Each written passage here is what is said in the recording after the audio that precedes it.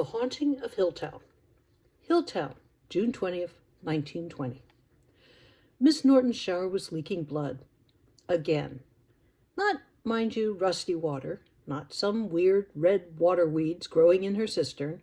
Not a damn fool kid's idea of a joke, putting red food coloring in. Blood. Real, honest-to-goodness blood. Doc Jones says it isn't human, but he can't figure out what it is either.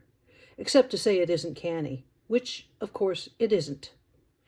Miss Wilson, are you sure this town wasn't built on an Indian graveyard? Miss Norton asked as we stared at the stuff.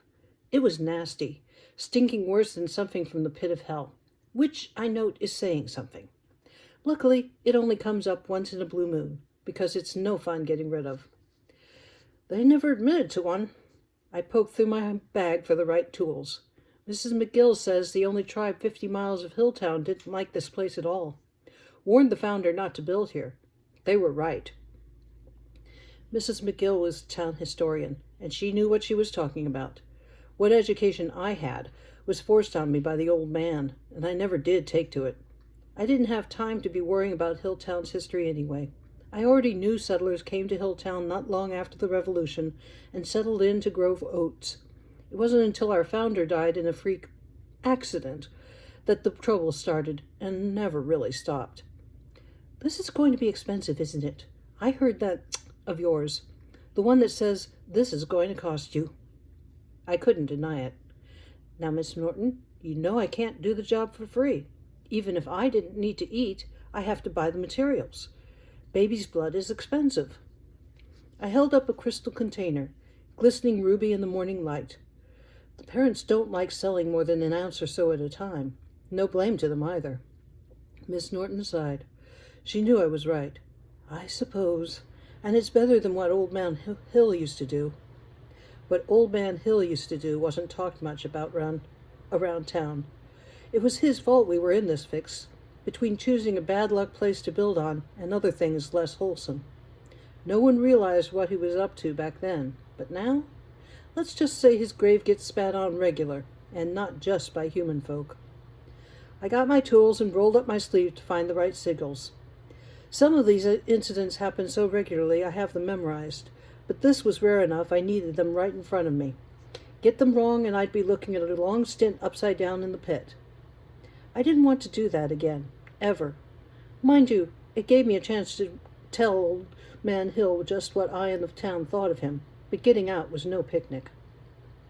You'd best be off now, I told Miss Norton. I don't plan on making mistakes, but I don't want you near if I do. She started offering me something, but that'd look bad to some folk, a young unmarried lady like herself fixing drinks with black help. They need me around town, and they afford me a touch more respect than most, but I know where my place is in their eyes, and I don't expect that to change any time soon. She didn't argue long, and I took up my brush. It was time to get to work, banishing whatever was taking up residence in the pipes this time. It was mid-afternoon before I got that damn thing out of Miss Norton's house. We'd had words before on the subject, and it wanted a return engagement. Used up half a vial of baby's blood and all my incense getting it banished properly. I took my pay the usual way. A big batch of brownies for me and my friends back home, and a check for 100, dated next payday. Miss Norton wasn't poor, but she planned her budget carefully, and always asked me to wait a day or so before cashing it.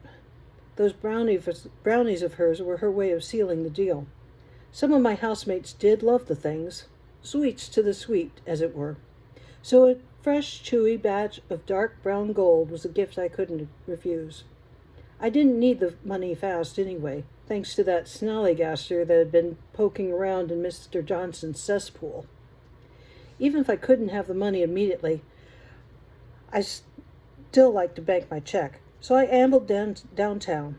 It was getting towards afternoon, and I thought I'd stop over at the diner and pick up a sandwich while I was at it. I didn't trust herself back home in the kitchen. Mum's cooking days ended a year or so before I buried her, and she didn't like my newfangled stove anyway. Downtown Hilltown lays in a valley about a mile long, stuck in the middle of the Catskills. There's a hanging valley to the west and a little creek running straight through town. It's pretty, but doesn't have much else to recommend it. And like I'd reminded Miss Norton. The local tribes had warned our founder we shouldn't stay here. The town itself isn't very big. 2 streets run on each side of the creek, and there's a town hall towards the far end, the only 3-story building except for Hill House up topside. There's a diner, a bank, a general store, and a land agent. Back of the main streets there's farmland, a few cows, a barley field, and several fields of oats. Walking down the street, I heard a noise like one of Mr. Toby's goats fighting with his old hinny mare. There was a stink I'd never smelled before, and a grumbling noise that made me wonder if someone had got a wampus cat irate with them. Further along, I saw the schoolyard just full of kids. Whatever was happening had to be big. Miss Trimble wasn't the sort to let her students go wandering around outside when they were supposed to be doing lessons. They were peering excitedly towards Town Hall, at the rear end of a big black carriage. Miss Trimble herself was craning her neck to see the thing, which told me it couldn't belong to a local. I soon saw why everyone was interested. We'd heard of motor cars. Those few townsfolk rich enough to go traveling had even seen the things, but no one had ever driven into Hilltown until now. It sat there, large as life and twice as noisy. The smell was the black smoke trailing from its hind end, and it was nasty stuff. The car was the source of the noise, too. I guessed it was the horn being used to express its master's disapproval. When I came closer, bypassing the onlookers by walking on the fence beside the creek, I saw why. There was a dueño sitting in the road, blocking the path. Most people, even those who'd never seen or heard of a dueño, would give something the size of a bear with a wolf's head and big muscled arms and legs the caution it deserved. This fellow was either brave or stupid.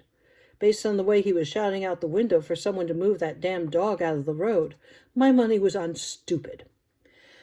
I walked along the fence and stopped so the driver could see me.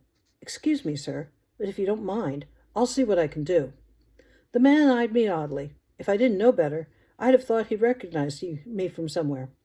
That was impossible, and I just smiled at him, pretending not to care he was making more noise than a hen house full of taily-pos. The fellow stopped making all that noise with his horn. "You do that, boy," he ordered, "and make it quick. I'm a busy man, and I don't have time for this nonsense." I climbed down and went over to the dueño. I knew this one, the runt of her litter, and given to wandering around town looking for attention. As long as he didn't push her around, she was never much trouble. Annoy her, though, and, well, let's just say that fine gentleman's car might have been missing some parts if she'd put up with him much longer. She looked at me and rolled on her back, asking for a belly rub. I was usually happy to provide one, but this time I told her, "Be a love and go on. You know better than to block the road." A whimper and a wriggle made me scritch behind her big jaw. I admit, I've a soft touch for her, and she knows it. Silly girl. Not now. I promise. I'll get you something later if you're good. She sniffed at my bag and whined. "Chocolate brownies, love. You can't have those. The last time you were sick for days." The trouble was, whether or not it made her sick, she loved her chocolate as much as those up at the house. "Well, just 2, and don't blame me if you don't feel good after." I fed her, being careful not to let her nip me. She'd taken some fingers off one time, and I'd rather not do without them again. They hurt growing back. She gnawed those brownies to mush, savoring every last taste. Then she sat up and burped, getting to her feet unsteadily like a drunk heading home. "Don't go sick up in the church again," I warned. "Take it to the woods, if you please." After a slobbery kiss that covered my face with chocolate-scented slime, she ran off, giggling and falling over her own 4 feet as she went. I watched her go, grinning to myself and barely noticing the driver walking up behind me. It wasn't until he caught hold of my arm and slapped a handcuff on my wrist that I realized something was up. I turned, about to object, when he thumped me a good one. "Gotcha, boy. Led me a merry chase, but now you're mine. You're under arrest, Leroy Timms, and you're coming with me."